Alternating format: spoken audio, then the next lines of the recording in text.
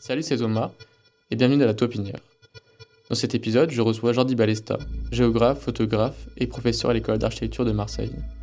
Avec Geoffroy Mathieu, ils ont récemment publié aux éditions Building Books un livre phototextuel intitulé Anti-installation.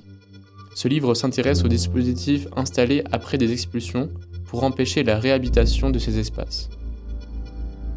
J'aime beaucoup ce travail car il est pour moi un contre-champ esthétique et politique permettant de dépasser la simple esthétisation romantique des friches urbaines.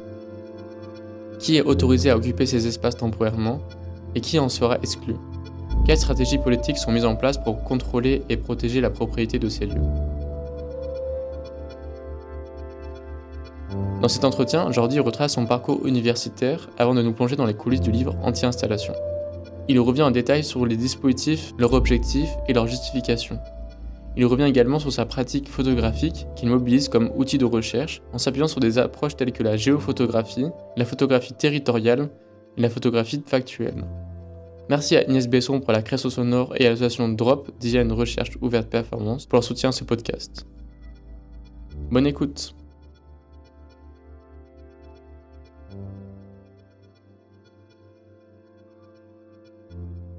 Je suis Jordi Balesta, je suis interviewé aujourd'hui suite à la publication de l'ouvrage Anti-installation en collaboration avec Geoffroy Mathieu. Moi-même, je suis, comme on dit avec Geoffroy, plutôt géographe alors que lui, il est plutôt photographe. Plutôt, puisque je suis aussi photographe et je considère que Geoffroy Mathieu, travaillant sur le paysage, il a aussi une activité de géographe relativement substantielle. Donc, géographe, pourquoi? Pour des histoires académiques, puisque j'ai un doctorat de géographie, mais plutôt pluridisciplinaire. Et puis parce que mes activités de terrain et mes réflexions sur les espaces, en particulier les manières d'habiter, de construire et d'aménager et de cultiver, pour moi, relève de la géographie, mais dans un spectre qui est quand même très pluridisciplinaire. Alors, mes études, comme je ne suis pas né de la dernière pluie, j'ai eu un DUG d'histoire, le DUG ayant disparu dans les années 2000, je crois.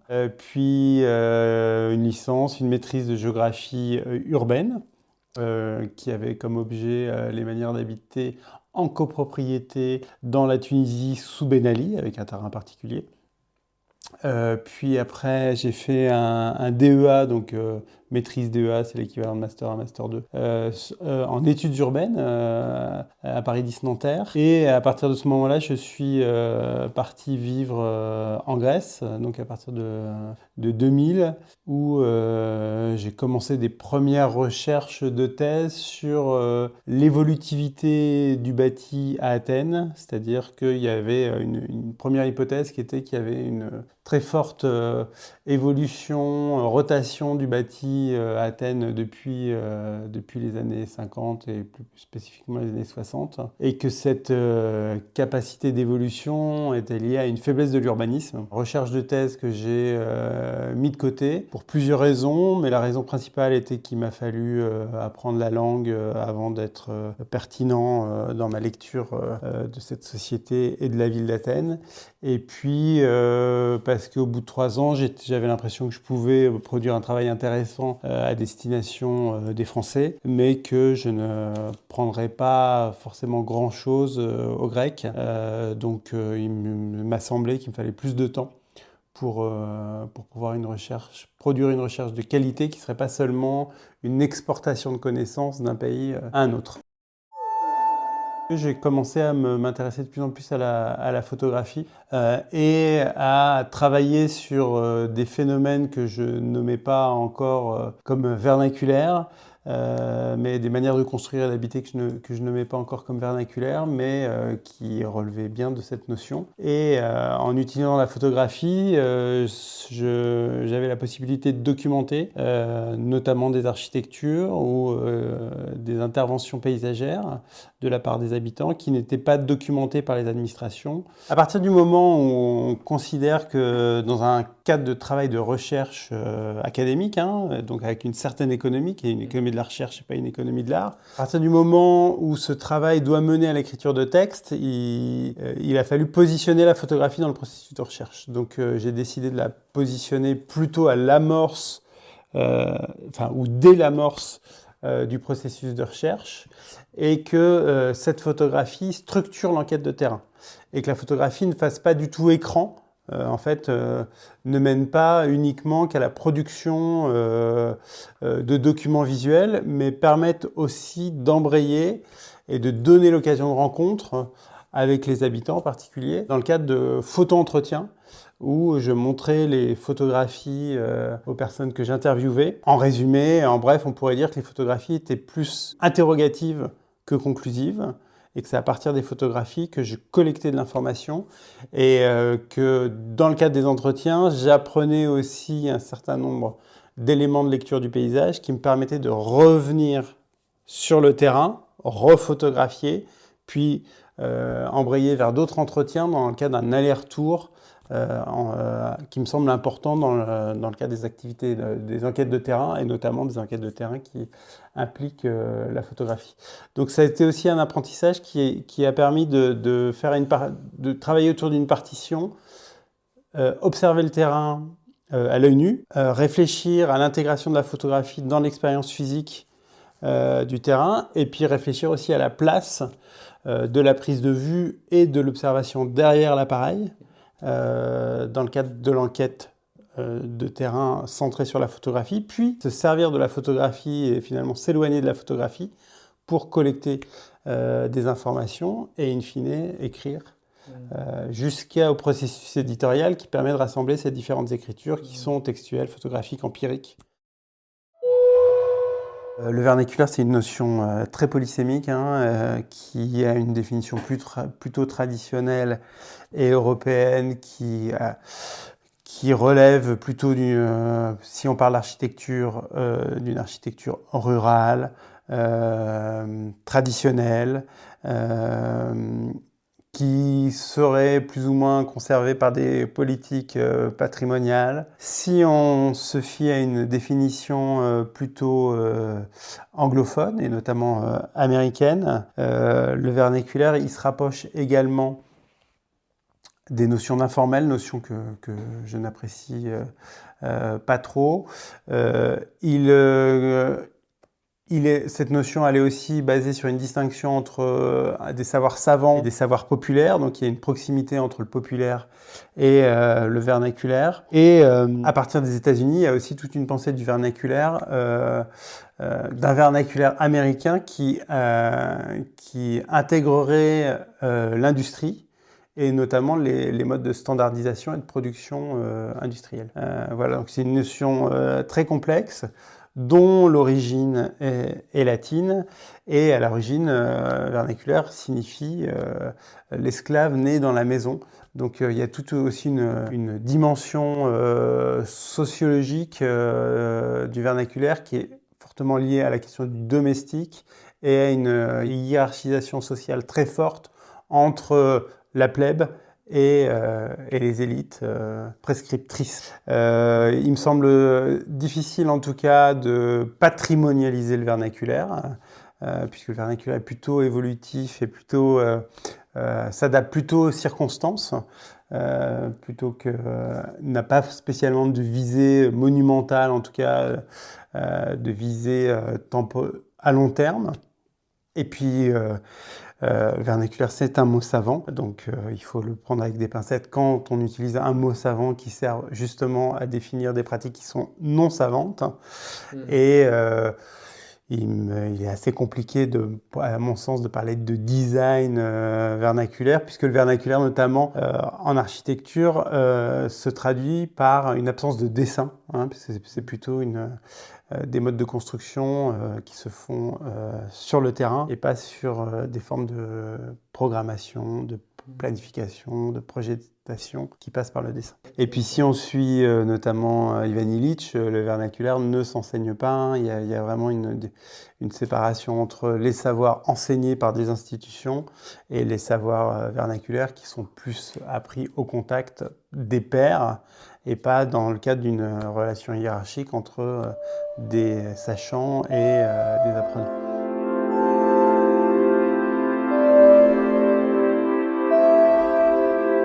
Alors, à propos d'anti-installation, c'est le titre du livre qu'on a publié l'année dernière avec Geoffroy Mathieu, étant donné que le travail photographique et de plus en plus au cours du temps phototextuel s'appelait une collection de dispositifs anti-installation. Donc ce travail, il a été amorcé en 2014 et il s'est conclu 10 ans après en 2024. Donc une temporalité de 10 ans qui est quand même assez longue pour ce type de projet, qui s'explique d'une part par le fait que Geoffroy Mathieu habite à Marseille et moi j'habitais à Athènes pour la plus grande partie du temps de ce projet. Et puis parce que ce travail s'est fait simultanément avec d'autres projets de recherche artistique ou de recherche scientifique et qu'il a nécessité d'aller dans à peu près, je sais plus, une petite dizaine de villes, plutôt des métropoles du nord au sud et d'est en ouest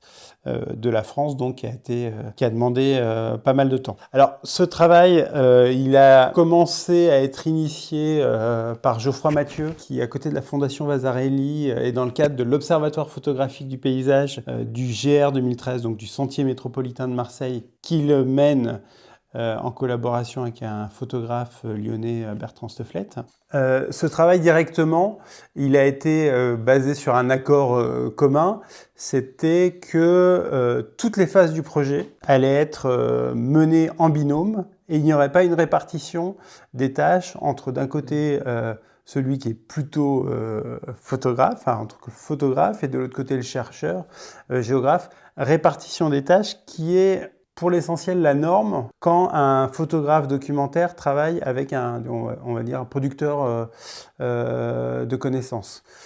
Et ce, notamment en France, depuis la mission photographique de la Datar, où il y a un certain nombre d'aménageurs et des spécialistes du territoire français qui, devant la crise de leur modèle au début des années 80, ont demandé à des photographes de travailler sur les paysages contemporains donc de la France des années 80, avec une répartition des tâches très claire. Les photographes vont sur le terrain, ils ramènent des images, mais les textes sont écrits par des producteurs de connaissances et des questions territoriales et géographiques en France, mais avec à aucun moment un partage de l'expérience de terrain et même un partage de la conception, des prises de vue et de la conception de l'édition photographique. On avait quand même, moi, en tête un exemple de collaboration dont on n'a pas repris le modèle, mais dont on avait la connaissance, c'est la collaboration sur la ville de Barcelone entre Patrick Feigenbaum et Joan Roca. Patrick Feigenbaum, photographe, Joan Roca, historien de la ville de Barcelone, qui ont travaillé sur la mutation du modèle urbanistique à partir des années 90 et notamment la conception du quartier Diagonal Mar et qui ensemble, on travaillait sur toutes les phases du projet, enfin plutôt non, toutes les phases du projet sur le terrain. Voilà. Après, avec une sélection quand même des photographies qui se faisait à deux, mais bon, un moindre intervention sur les photographies que de Joan Roca que ce que nous avons réalisé. Comment on identifie les terrains et comment on a l'assurance que ces dispositifs sont réellement anti-installation, anti-habitation. À chaque fois qu'on a remarqué dans le cadre de nos pérégrinations urbaines ou de notre vie quotidienne l'existence de dispositifs, nous avons demandé à des associations, en particulier tout ce qui relève du collectif Rome Europe, s'il y avait bien eu des bidonvilles à cet endroit-là. Et donc, si ces dispositifs avaient été mis en place au moment de la destruction des bidonvilles. Donc ça, l'observation en un premier temps, sur le terrain de ces dispositifs, s'est faite plutôt dans les villes où on résidait ou alors qu'on fréquentait plutôt assidûment, Marseille en particulier, ou la région marseillaise. Et puis, progressivement, je pense à partir de 2016, on a travaillé avec les associations en amont pour qu'elles nous donnent les adresses des bidonvilles qui avaient été détruits. Et notre pratique de terrain consistait à aller visiter tous ces sites et voir si effectivement il y avait des dispositifs qui avaient été mis en place et si ces dispositifs étaient lisibles, puisqu'on est dans la photographie. Et ce qu'on a remarqué, c'est que très rapidement, notamment les monticules de terre, très rapidement, avec le printemps venant, il y avait une végétalisation de ces monticules de terre et ils n'étaient pas forcément très lisibles photographiquement. Donc, comme du point de vue textuel, il faut travailler sur la lisibilité photographique de ce qu'on veut montrer. Le travail photographique qu'on a mené avec Geoffroy, il a été localisé sur des terrains spécifiques qu'il a fallu identifier. Et pour les identifier, il a fallu toujours avoir l'assurance que ces dispositifs anti-installation, qu'on pourrait aussi appeler anti-habitation, ont été mis en place, soit en prévention, ce qui est un cas plutôt rare, de l'installation d'un bidonville, c'est-à-dire que finalement les autorités publiques sont proactives et se disent ici il y a une menace d'installation d'un bidonville, donc on va directement créer des dispositifs anti-installation, soit sont mis en place après la destruction d'un bidonville pour que, après l'intervention des forces de police,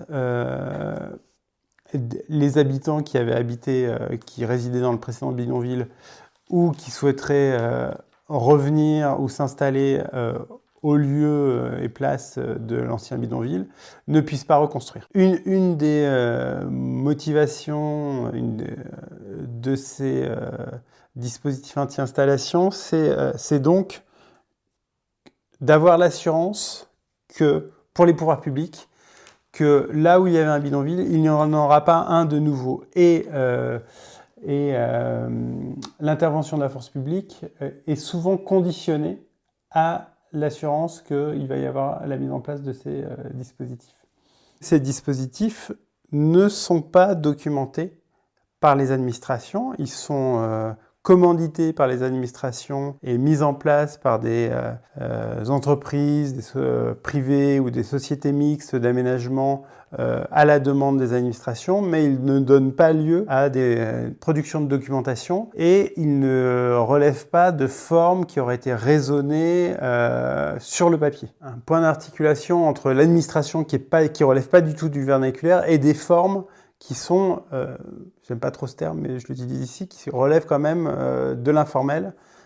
Et ces dispositifs sont assez informes dans leur présence, dans leur forme qu'elles prennent sur le terrain. Comment ils se traduisent formellement? Ce sont des tranchées, des sillons, des enrochements, c'est-à-dire que une somme de rochers est disposée de différentes manières, accumulée, étalée, disposée de manière assez régulière à l'échelle d'une parcelle de terrain. Il y a également des entassements de sable, l'apport d'éléments en béton, type briques Lego en béton. La destruction du bidonville qui ne va pas être nettoyé, donc il y a finalement un saccage du bidonville et saccage dont les matériaux sont laissés sur place. Il y a un ensemble comme ça de différents dispositifs qu'on a retrouvés sur le terrain progressivement et qui visent tous donc à empêcher d'habiter sur les parcelles urbaines qui, la plupart du temps, l'avaient été préalablement. En fait, ce qu'on a remarqué assez rapidement, c'est que les associations avaient collecté et produisaient beaucoup d'informations sur la phase d'habitation des bidonvilles et toute la phase de demande d'expulsion, enfin demande d'évacuation, puis jusqu'aux procédures d'expulsion, mais avec très peu d'informations à partir du moment où il n'y avait plus d'habitants sur place, puisque ces associations suivent les habitants. La plupart du temps, ce sont plutôt des populations roms, mais pas uniquement, et donc de moins en moins, enfin la proportion a eu tendance à baisser d'après nos informations. Le travail s'est passé en 2 parties, et pas forcément simultanées: photographier les dispositifs et collecter des documents sur non pas ces dispositifs et l'après-expulsion d'exstruction, mais surtout le moment où le bidonville a commencé à être construit jusqu'à sa destruction. Voilà. Donc en fait, il y a une partition graphique entre des documents qu'on collecte, qui sont textuels, et des documents qu'on produit, qui sont photographiques. Puis, à partir de ces 2 types de documents, on a produit nous-mêmes des analyses textuelles. À partir des photographies, un système de légendage qui parle des différentes opérations menant à la production de ce dispositif.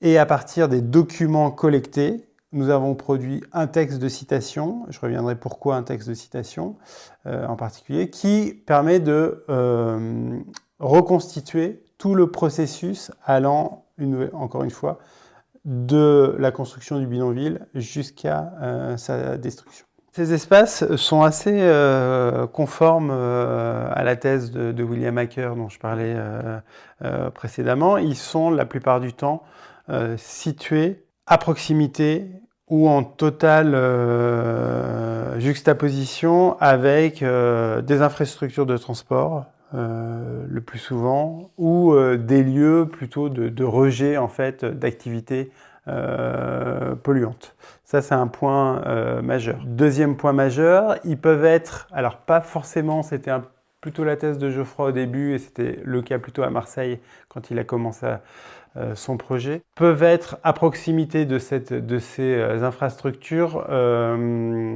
des propriétés publiques ou parapubliques appartenant à des sociétés d'activité mixte ou à des sociétés à capitaux publics. Mais pas seulement. Développant le projet, on a vu qu'il pouvait y avoir également des terrains privés, souvent dans des zones en transformation ou dans des interstices urbains où la présence des infrastructures, notamment, décourage la planification d'activités ou la programmation de logements, etc.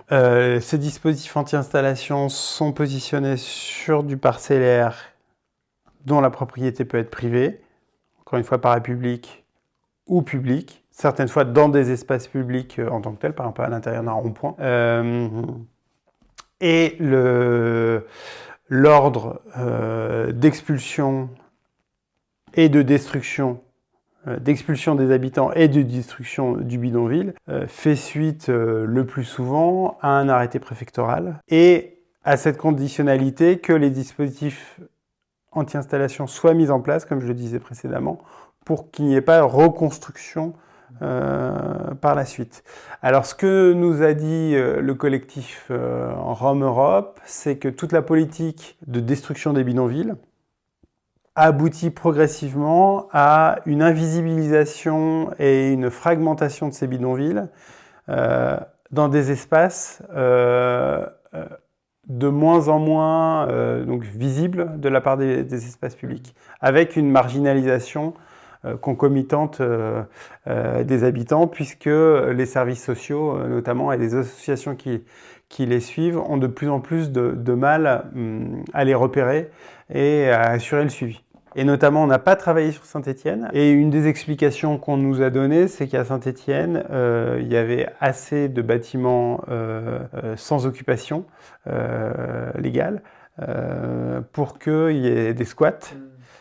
Puis après, on a appris aussi qu'il y a toute une politique des associations liées notamment au collectif Rome Europe qui vise à l'accueil chez soi, notamment des Roms. Il y a quelque chose à préciser aussi, c'est que bien que les bidonvilles qui ont été détruits ont été habités en grande majorité par des Roms, nous n'avons pas souhaité tracer une articulation très étroite entre la question Rome, je ne sais pas si c'est le bon terme, telle elle est posée par les pouvoirs publics depuis une dizaine, quinzaine d'années, et la présence de ces dispositifs. On a considéré que ces dispositifs, ils illustrent aussi une forme de refus de modes d'habitation qui ne sont pas légaux du point de vue urbanistique ou du point de vue du droit de la propriété. Et que c'est une forme d'exclusion de ces habitations qui ne sont pas aux normes. Alors notre thèse d'origine, c'était plutôt que la destruction de bidonvilles et les dispositifs anti-installation venaient en réaction d'infraction au droit de l'urbanisme. Ce qu'on a remarqué assez rapidement, enfin ce qu'on nous a dit assez rapidement, c'est que c'était plutôt le droit de la propriété qui voulait être sécurisé plutôt que le droit de l'urbanisme. Donc c'est la norme de propriété qui n'était pas respectée plutôt que la question urbanistique, même si c'est la question urbanistique et environnementale qui est souvent mise au premier plan dans le cadre notamment des arrêtés préfectoraux.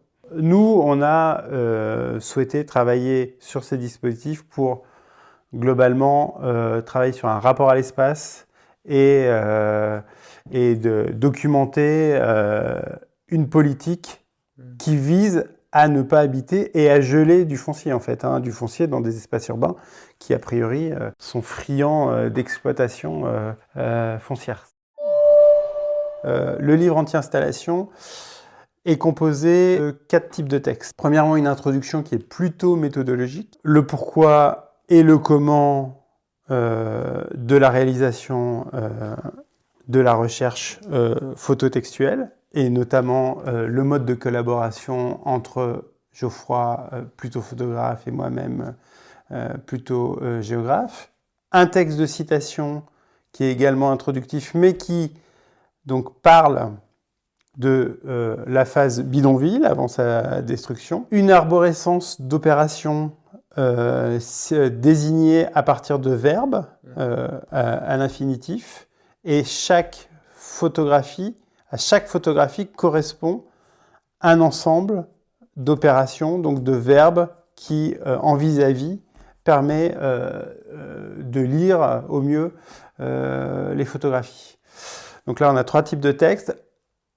On a ajouté un 4e type de texte fondé sur les objectifs documentaires de ce projet, c'est-à-dire nous produisons des documents, nous produisons des analyses, mais nous offrons aussi à des analyses postérieures, des prolongements scientifiques, les documents que nous produisons, et nous avons demandé à 3 auteurs, dans le cadre de 2 entretiens plus d'une postface, venant de disciplines différentes, de prolonger en fait scientifiquement à partir d'analyses le travail que nous avons nous-mêmes produit. Donc il y a eu Joël Zask qui est philosophe et notamment philosophe de la démocratie et des espaces publics, avec laquelle nous avons fait un entretien. William Hacker qui est juriste et qui est l'auteur d'un livre qui est un inventaire des aires du genre du voyage.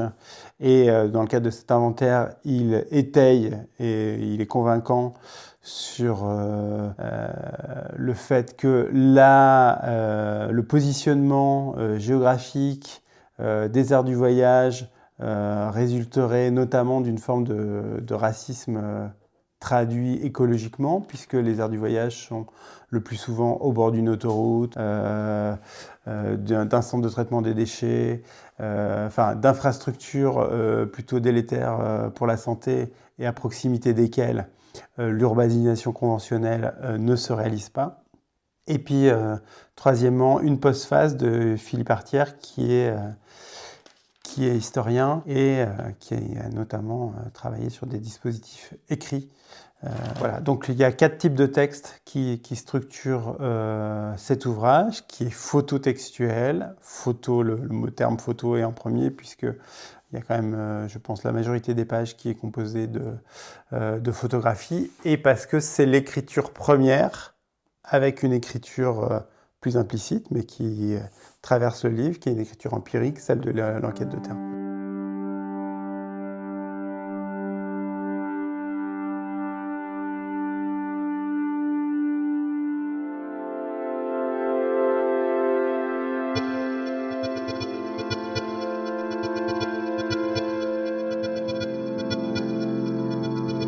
On revient un peu sur le projet du point de vue photographique. Dans ma thèse de doctorat, j'ai essayé de définir ce que ce serait une photographie géographique, qui ne serait pas qu'une photographie paysagère, en posant la question, mais pourquoi on ne pourrait pas photographier un territoire et en cela faire une photographie territoriale?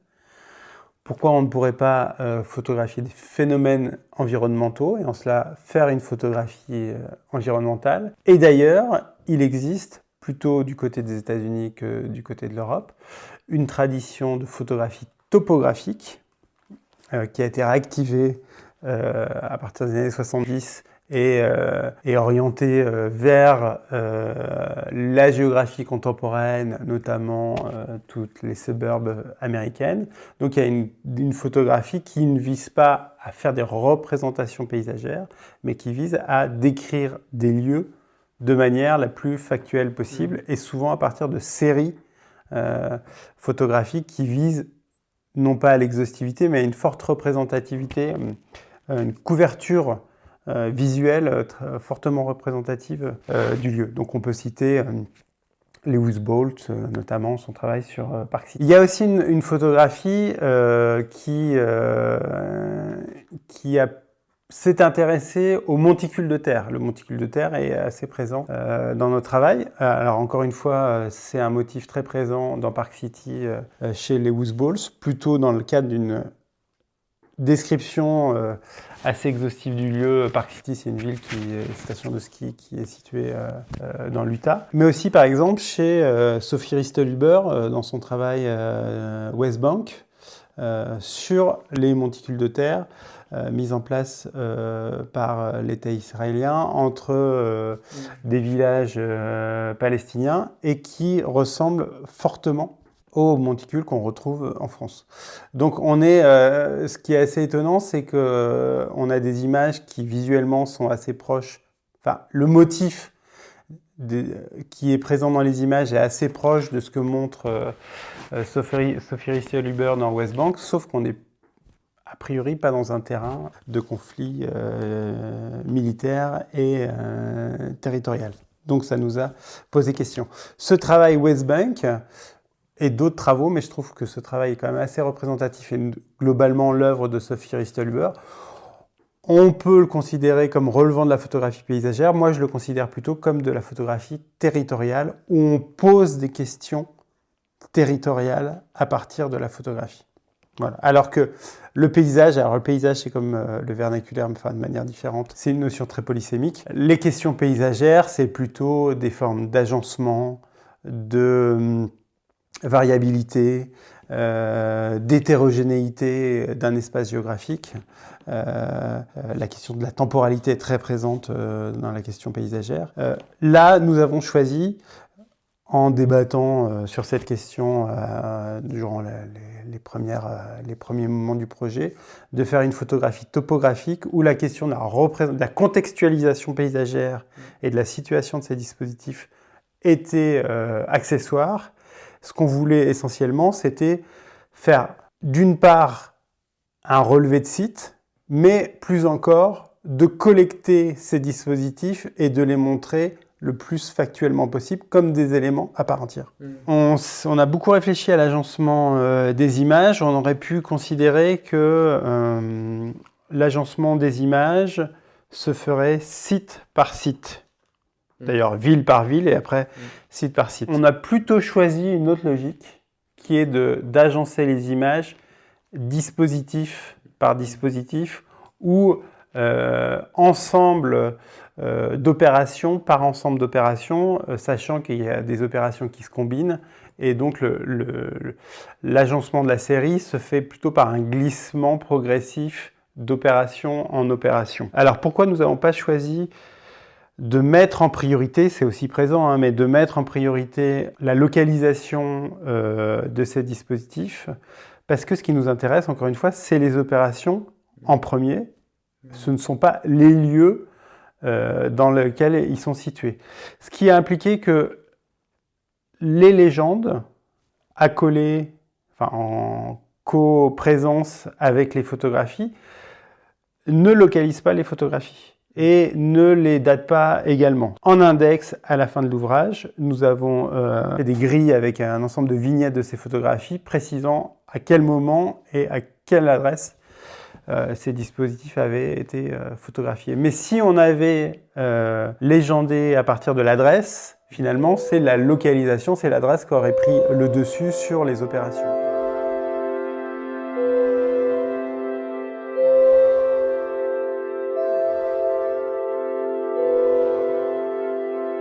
Une des questions importantes qui s'est posée, qui a continué à se poser le long des 10 ans de ce projet, c'était notre positionnement esthétique. Une partie de ce positionnement a été tranchée par les objectifs documentaires que nous avons eus.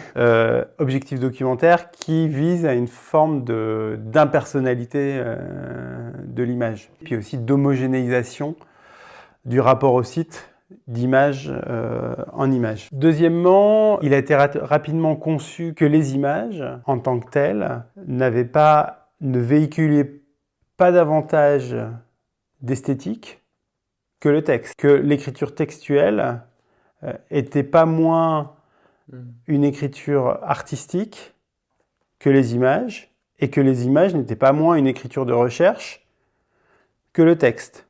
Une forme de déhiérarchisation et de désegmentation, en tout cas, de ces deux écritures. Souvent dans le monde de la recherche, à partir du moment où on fait des images, on commence à parler de sensible. Moi, je considère qu'on n'est pas moins sensible ou plus sensible avec la production photographique qu'avec la production textuelle. Après, il y a eu un positionnement esthétique que nous avons souhaité conduire et maintenir du début à la fin du projet, étant donné que ce projet a commencé à être montré quelques mois après dans un magazine de photographie, puis exposé 2 ans après son amorce. Nous avons souhaité que des moyens éditoriaux ou des moyens en termes d'exposition, de monstration, qui fassent que ces images soient présentées sur des supports relativement modestes, notamment le livre, malgré son iconographie qui adopterait plutôt une forme d'un livre de recherche, plutôt qu'un format Beaux-Arts, puisque l'idée, c'était pas de consacrer ces dispositifs comme des formes de land art ou d'installations artistiques vernaculaires ou inconscientes, impensées de la part des pouvoirs publics. On essaye le plus possible de montrer factuellement ces dispositifs et d'en restituer le contenu politique. Alors oui, on a montré ce travail à Rome Europe et globalement aux associations qu'on a contactées. Puis on a même participé l'année dernière au symposium annuel de Rome Europe, dans le cadre duquel on a présenté les résultats de ce travail et cet ouvrage. Et puisqu'on parlait de réception tout à l'heure, je pense que la réception a été tout à fait bonne et qu'il n'y a pas eu la sensation chez eux que d'un objet humainement sensible et politiquement très problématique, qu'il n'y a pas eu une esthétisation, un basculement vers une représentation par trop désintéressée de ces enjeux dans le livre. Ce que je voudrais rappeler, c'est que c'est vraiment un travail fait à 4 yeux et à 4 mains, entre Geoffroy Mathieu, qui ne pouvait pas être présent aujourd'hui, et moi-même, et de l'importance d'une collaboration entre quelqu'un qui est principalement inscrit dans le monde de l'art et quelqu'un d'autre qui est plutôt inscrit dans le monde de la recherche, et que cette collaboration, dans le cadre d'un travail de recherche, puisse se situer à tous les moments et qu'il n'y ait pas une délégation ou un partage des tâches qui fait que quand des chercheurs écrivent sur des travaux photographiques sans avoir été sur le terrain. Ils sont face à des fragments en fait, d'informations que constituent les photographies, même si ces photographies sont mises en série, elles sont multiples, et qu'ils ont une difficulté à revenir sur le terrain lui-même, et ce qui aboutit finalement à des propos plutôt extérieurs et plutôt esthétisants des travaux photographiques, quand bien même ces travaux n'ont pas souhaité l'être, en tout cas se préserver d'un trop fort esthétisme. Un des objectifs de ce projet, à côté de celui de la documentation des dispositifs anti-installation, ça a vraiment été aussi de travailler sur un protocole de recherche entre quelqu'un qui est plutôt photographe et quelqu'un qui est plutôt géographe.